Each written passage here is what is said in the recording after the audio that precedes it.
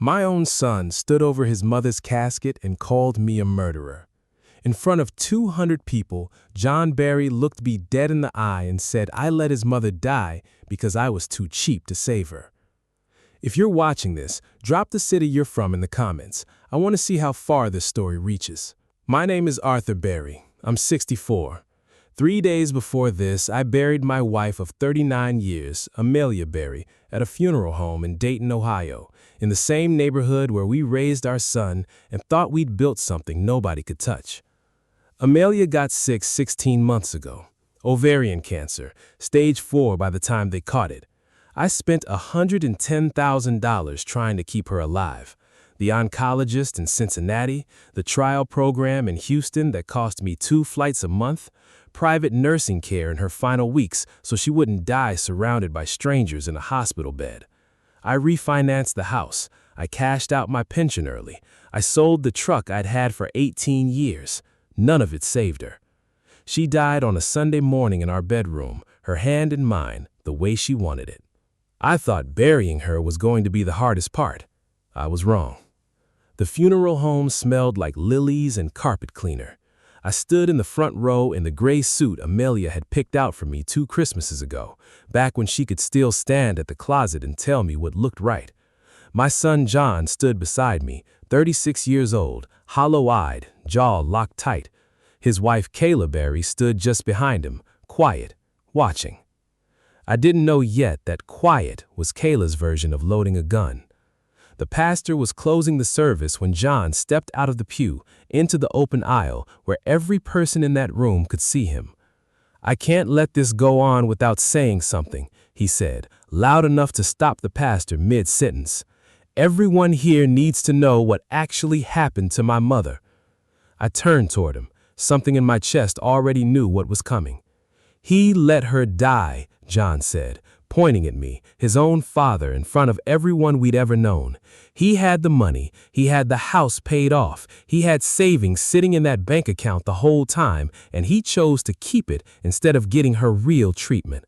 My mother is in the ground because my father was too cheap to save her. The room went silent in a way I'd never heard a room go silent before. Gracie Jones, our neighbor of 22 years, put her hand over her mouth. My hand started shaking so hard I had to grip the pew in front of me. "That's not true," I said, but my voice cracked, barely above a whisper. "I spent everything I had on your mother." "Did you?" John's voice climbed, feeding off 200 faces now staring at me instead of her mother's casket. "Did you then? Why is there still money in that account, Dad? Why do you still have the house? She's dead and you kept everything." I looked at Kayla, standing behind him, arms folded, watching this unfold with an expression I couldn't read. Something about the way she stood there, still, satisfied, told me this wasn't grief talking. This had been built. "Isn't it true," John went on, "that the doctors mentioned a clinical trial you turned down because insurance wouldn't cover it? That trial would have killed her faster than the cancer did. Dr. Reyes told us that himself. It wasn't a choice, John. It was a death sentence with extra steps. Convenient that you remember it that way." I felt every eye in that room shift from grief to suspicion. These were people who'd known me 30 years, men I'd coached in Little League, women who'd sat at our table more times than I could count. In under 2 minutes, my own son had them looking at me like a stranger. I didn't have the strength to keep fighting him over his mother's casket. I turned and walked out, my legs barely holding me up, and made it to the parking lot before I broke down completely, standing next to the old Ford Amelia and I used to take to her chemo appointments. What I didn't know yet, standing there in that parking lot, was that John wasn't finished. He'd already met with a lawyer, 2 weeks before his mother died. 3 days after the funeral, my phone didn't stop ringing. I was sitting at my kitchen table in the house on Route 4 outside Dayton, staring at a cup of coffee that had gone cold an hour ago. I hadn't eaten a real meal since Amelie died. Everything tasted like nothing. The first call was Gracie Jones. "Arthur, it's Gracie. I just wanted to check on you." Her voice was careful, the way people talk when they're deciding whether to believe you or not. "I'm managing," I said. I wasn't. There was a pause on the line, longer than it should have been. Arthur, I have to ask you something, and I hope you won't take it wrong. What John said at the funeral, about the treatment. My stomach dropped. What about it? Some of us have been talking. We're just wondering if maybe there's more to it than we knew. Gracie, I spent everything I had trying to save her, every treatment the doctors recommended. Of course, she said quickly, but I could hear she didn't believe me. Not fully. It's just John seems so sure, and he is her son. He would know things, wouldn't he? After I hung up on her, I sat in my kitchen feeling the walls close in. These were people who'd known me 30 decades, and 2 minutes of my son's voice had been enough to make them doubt me. The second call was my brother, Martin Barry, from 2 towns over. Look, Arthur, I'm not saying I believe what John said, but maybe you should talk to somebody, a counselor. This kind of guilt after losing a spouse, it happens. Guilt, I said. Martin, what exactly do you think I'm guilty of? He sighed. I don't know, man. I just know John seemed pretty locked in on this. Maybe he knows something we don't. I hung up on him. By Thursday evening, I was sitting in my recliner, television on, but not really watching it, when my phone rang again. John's name on the screen. Dad, we need to talk. Do we? I said, flat. Kayla thinks maybe things got out of hand at the funeral, but she's grieving too. She loved Mom. I almost laughed. Kayla, who'd visited twice in 16 months and both times asked about insurance coverage before she asked about Emily. Your accusation, John, in front of everyone at your mother's funeral. Long silence. Kayla's been talking to people. She found information online about treatments that might have helped. Online, I said, feeling the anger crawl up my throat for the first time since the funeral. She's researching your mother's cancer on the internet. She's trying to understand, Dad, make sure everything possible was done. I want you to listen to me, I said, my voice shaking now. I spent $110,000 on your mother's treatment. I refinanced this house. I cashed out a pension I paid into for 30 years. I drove her to Houston 11 times for a trial that made her so sick she couldn't hold water. I slept in a hospital chair more nights than I can count. I did everything, John. Everything a doctor told us might help. Another pause. Then quiet. Dr. Reyes said it wasn't appropriate for your mother's case. Her body couldn't have survived the treatment, let alone the disease. Maybe we should have gotten a second opinion. That one landed like a slap. We gotten 3 second opinions, 3 doctors in 3 different cities. But John didn't know that because he hadn't been there for most of it. He'd been busy with his own job, his own life, while I sat alone with Emily in waiting room after waiting room. We got second opinions, John, from doctors who examined your mother, not from whatever Kayla found on a website. Nobody's trying to destroy you, Dad. We just want to understand what happened. Mom was only 61. She should have had more time. Do you think I don't know that? Do you think I don't replay every decision every single night? The silence stretched so long I thought he'd hung up. Then he said the thing that made my blood run cold. Dad, I need to ask you something. The night Mom died, you were alone with her, weren't you? For almost half an hour before you called the nurses? I froze, the phone pressed hard against my ear. John, what are you asking me? He didn't answer right away, and in that silence, I understood. This wasn't grief talking anymore. This was the opening move of something much bigger, and I had no idea yet how far my son was willing to take it. The call ended with John saying nothing else, Just a click and then silence on the line, and me standing in my living room in the dark, staring at a phone that suddenly felt like a loaded weapon. The next morning, I drove to the corner diner on Route 4, where Amelia and I used to eat breakfast every Saturday for 20 years. I sat in our booth, the same cracked red vinyl, and ordered coffee I had no intention of drinking. I just needed to sit somewhere that still smelled like her. I didn't expect John to walk in. He spotted me right away and slid into the seat across from me without asking. He looked tired, thinner than he'd looked even at the funeral, dark circles under his eyes like he hadn't slept in days. "Dad, I'm glad I found you." I kept my eyes on the coffee cup. "Are you? I want you to know something." His voice was quieter than it had been on the phone. "I met with an attorney 2 weeks ago." I looked up at him. "About what, John?" He pulled a folded paper out of his jacket pocket and set it on the table between us, but he didn't slide it over.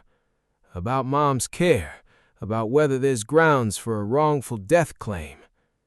The words hit me like ice water down my spine. "A lawsuit? You're talking about suing me?" "I'm talking about getting answers," John said. "The attorney's name is Robert Harrison.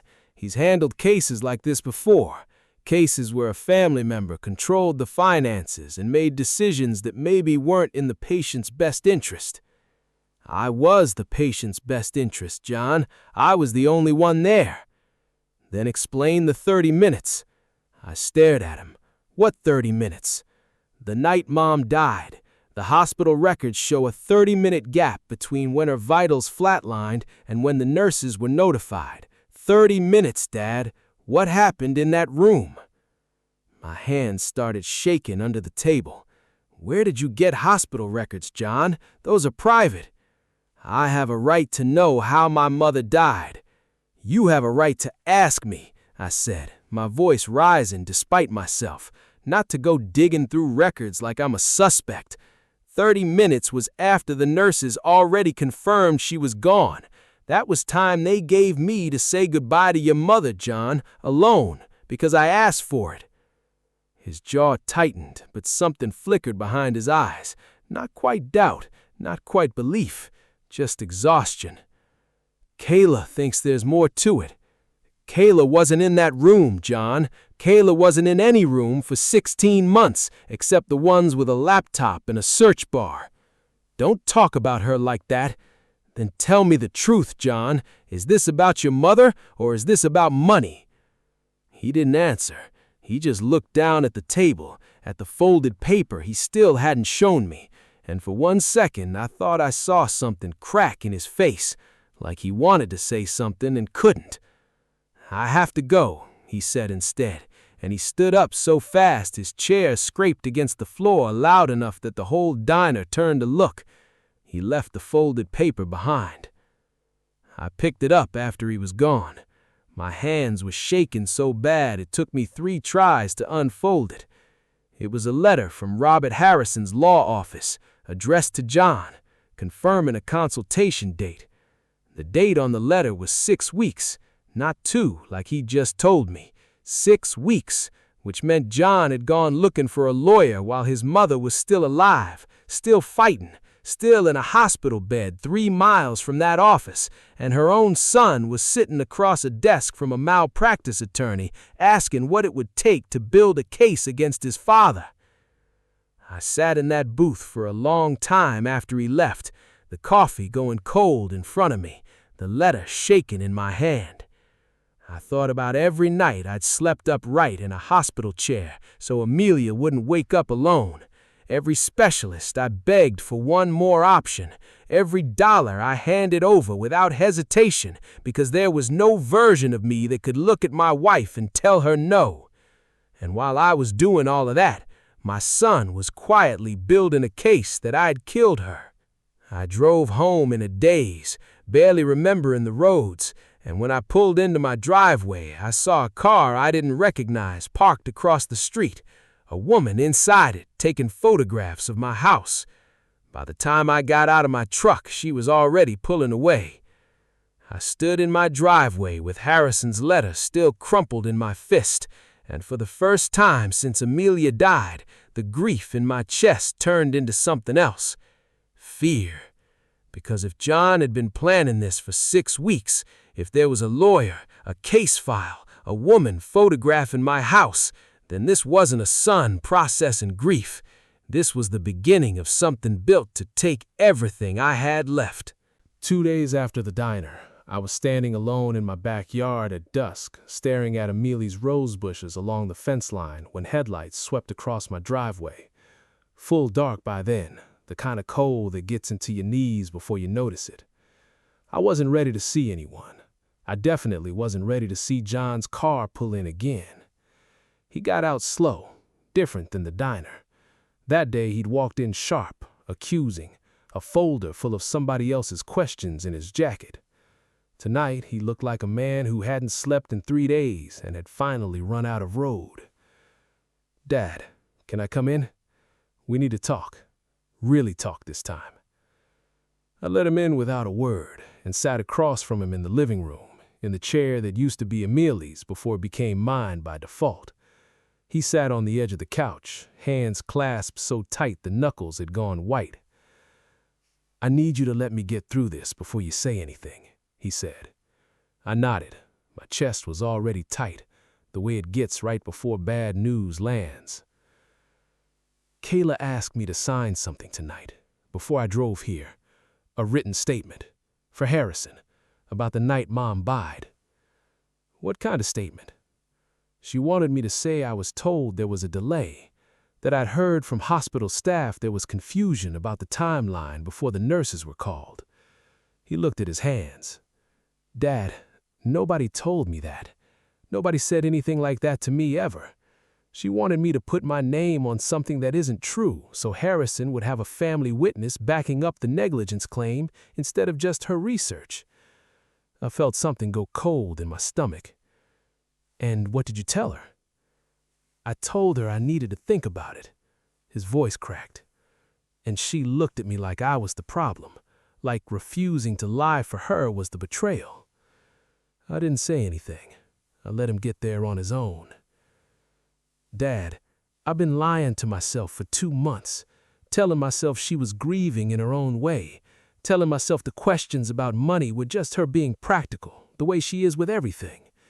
But tonight she asked me to put my signature on a lie about my own mother's death, and I realized she's not confused, she's not grieving wrong. She built this, on purpose, starting before Mom even died." "The lawyer, you said. Harrison. You told me 2 weeks at the diner." He flinched like I'd hit him. 8 weeks. I lied to you. I was ashamed of how long I already knew something was wrong and didn't say anything to you because saying it out loud made it real." I sat with that for a second. The anger and the grief tangled up together so tight I couldn't tell which was which anymore. "Everything she has," John said, "every piece of this so-called case, it's from the internet. Clinical trial pages she doesn't understand, forum posts from other families, survival statistics she pulled out of context and twisted to fit whatever story she needed. She has never once picked up the phone and called the man who actually treated Mom for 16 months. Dr. Reyes. He signed off on every decision you made. He's the only person alive who can stand in a room and explain with real medical facts exactly why the trial was too dangerous, why the second opinions all agreed, why nothing about your mother's care was negligent. He's the truth Kayla never bothered to check." "He's not going to want to get dragged into a family war, John." "He already knows," John said. "I called his office yesterday morning, before any of this with the statement happened. I told him what Kayla was building and why. I told her she was about to accuse you of killing his patient using nothing but Google searches." He went quiet on the phone for a second, and then he said, "Tell your father I'll be there, whatever he needs." Something in my chest loosened for the first time in 11 days. Not relief, not yet, but a direction to point myself in. "There's a family meeting Sunday," John said. "Kayla set it up herself, at the church. Same fellowship hall where they had the reception. She wants an audience, people she thinks will nod along once she lays out her case. She doesn't know Dr. Reyes is coming. She has no idea, John said, and for the first time since the funeral, I heard something in my son's voice that sounded exactly like his mother when she'd made up her mind about something and there was no moving her. Let her build her whole performance on lies. Let her find out in front of everyone what happens when someone in that room actually knows the truth. I looked at my son, 36 years old, married 9 years, about to walk into a room and dismantle his own wife in front of witnesses. And I didn't feel triumph. I felt sick for him. Whatever was about to happen Sunday, there was no version of it where he walked out with his marriage still standing.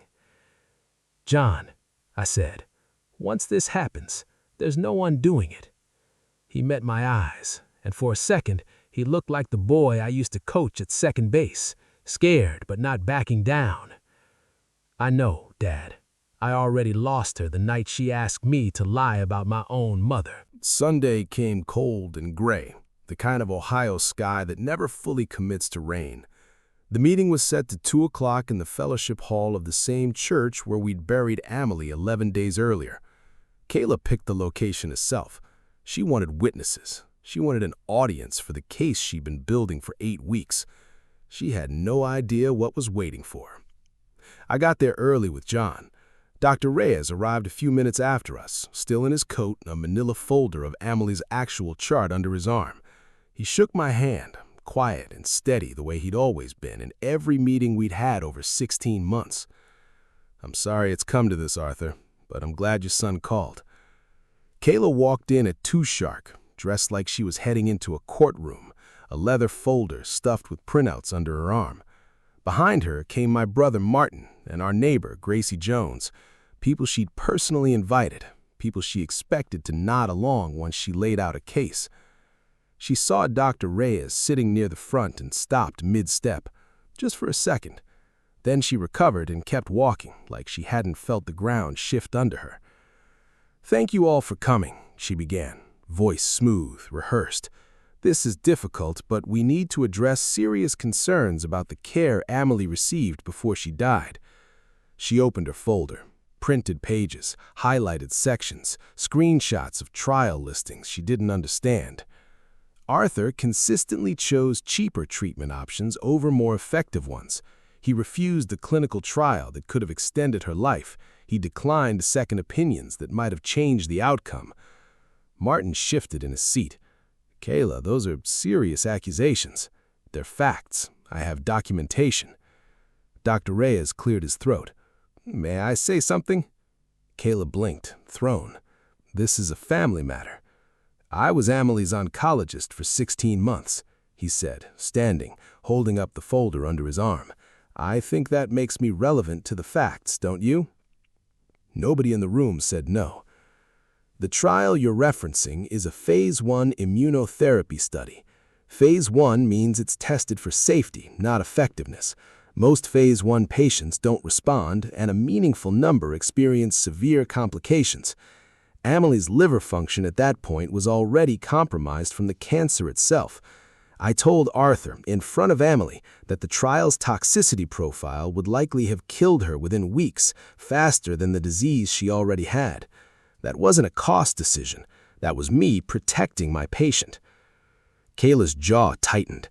There were other options, financial assistance programs, alternative centers. I reviewed every option Arthur brought to me, including 2 facilities out of state that he personally called about. I advised against both, in writing, for medical reasons that had nothing to do with money. I can show you the chart notes right now if you'd like. He set the folder on the table and opened it. Real chart notes, real signatures, dated. As for a second opinion, Arthur got 3, Cincinnati, Cleveland, and a specialist in Houston he flew Amelie out to see personally. All 3 agreed with my assessment. That's not negligence, Mrs. Berry. That's a husband doing more than most families ever do. The room had gone completely silent. Gracie's hand came to her mouth. Martin was staring at Kayla like he'd never seen her before.